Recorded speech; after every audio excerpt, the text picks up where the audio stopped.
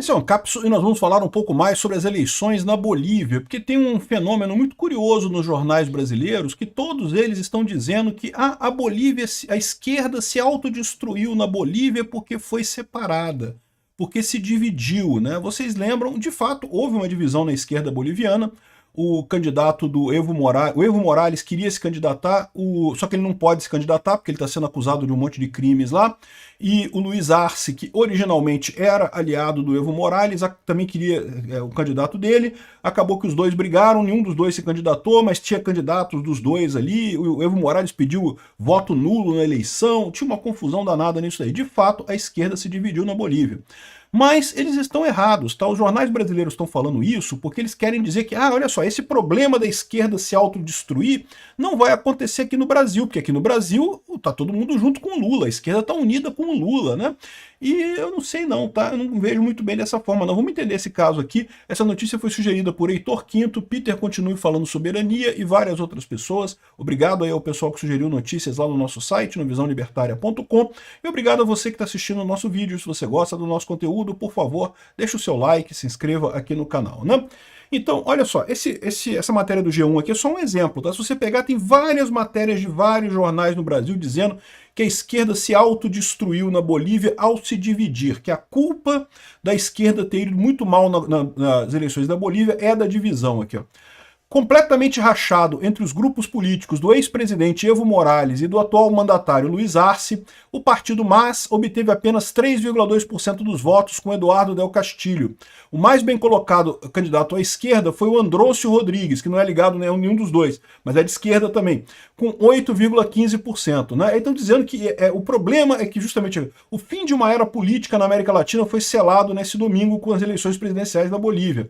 Há quase 20 anos no poder, o esquerdista Movimento ao Socialismo, que é parte do Foro de São Paulo, que é da mesma turma do Lula, do Maduro na Venezuela, essa turma toda, teve uma derrota histórica nas urnas, de acordo com os resultados preliminares do TSE lá do país, né?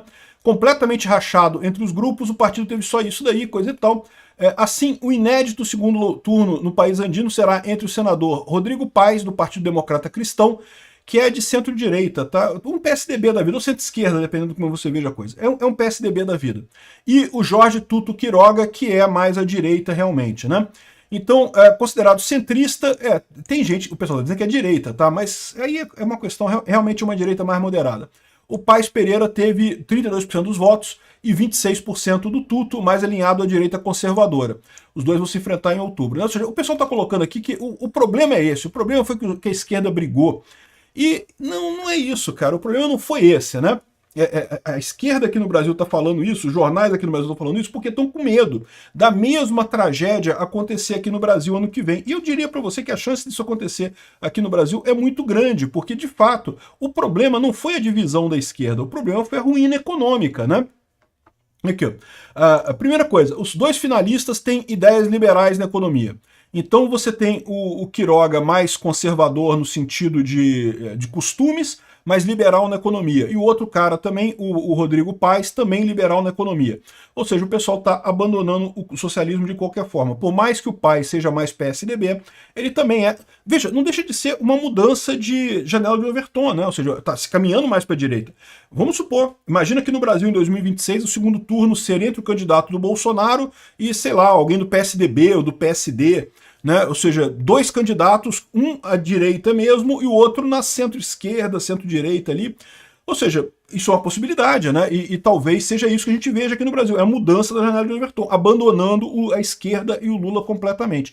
O pessoal da esquerda aqui no Brasil não quer isso, quer o Lula de novo. Não, Lula lá, vai voltar o Lula mais uma vez ano que vem.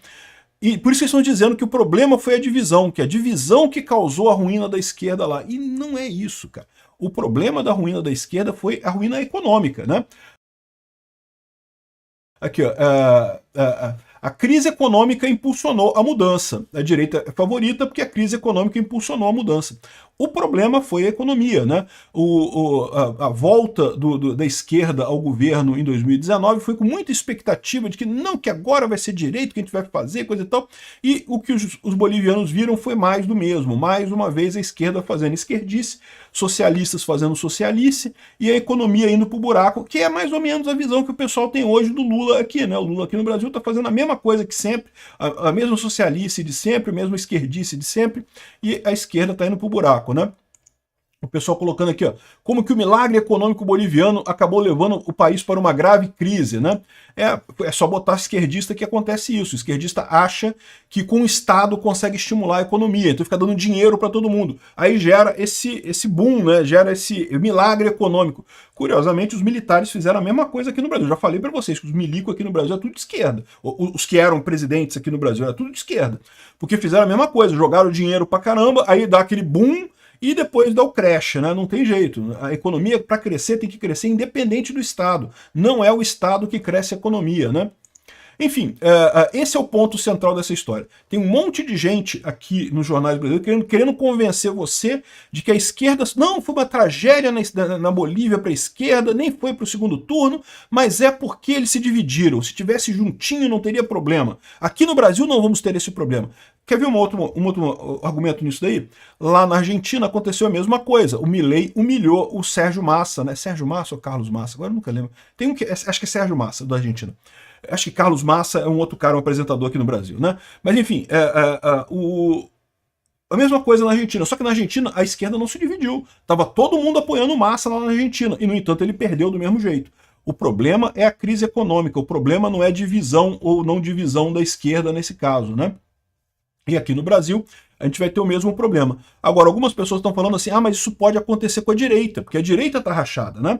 Então, é aquele negócio, você tem do lado a esquerda, vai ser o Lula aqui no Brasil, mas a direita está rachada. Então também os jornalistas aqui querem colocar essa ideia de que, olha só, isso pode ser bom para o Brasil, uma oposição rachada, vai ter um monte de candidatos e aí nenhum deles vai conseguir chegar no segundo turno. Eu acho isso pouco provável, tá? Não acho que isso vá acontecer, não. Por mais que existam algumas candidaturas à direita ainda de forma esporádica aqui, né? O Zema lançou a candidatura dele, o Caiado lançou a candidatura dele, o Tarcísio tem falado muito como candidato, o Ratinho também. Tem pelo menos uns 4 nomes da direita ali que estão encaminhando nisso daí. Mas eu não tenho dúvida nenhuma que basta o Bolsonaro dizer quem é que é o candidato dele que essa dubiedade some. Né? O candidato que foi indicado pelo Bolsonaro ganha essa corrida com muita facilidade. Isso se não for o próprio Bolsonaro, evidentemente. Né? O Bolsonaro seria o ideal nesse caso, mas mesmo que ele não possa concorrer, não há diferença nessa história. Não vejo o problema de divisão da direita no Brasil, não. Tá rolando uma briga muito grande aí do pessoal brigando com os governadores, o Eduardo Bolsonaro dizendo que os governadores estão se aproveitando do Bolsonaro e não sei o que lá. Sinceramente, eu não entendo essas brigas, cara. Tá todo mundo do mesmo lado, cara. Sim, eles estão lançando candidatura e coisa e tal. É lógico, pô, papel deles, pô, mas não quer dizer nada. Quem vai definir quem vai ser o candidato da direita vai ser Bolsonaro. Tá tranquilo, não vai mudar nada nessa história, né? Enfim, vamos ver o que vai acontecer, mas eu acho que a esquerda está se iludindo com essa história de que o problema foi a divisão lá. Não, o problema não foi a divisão, não. O problema foi a economia mesmo. E vai acontecer aqui no Brasil em 2026 também. E arrisca o PT ser varrido do mapa, se destruir completamente nas eleições de 2026 com o tamanho de lambança que o Lula está fazendo aqui no Brasil.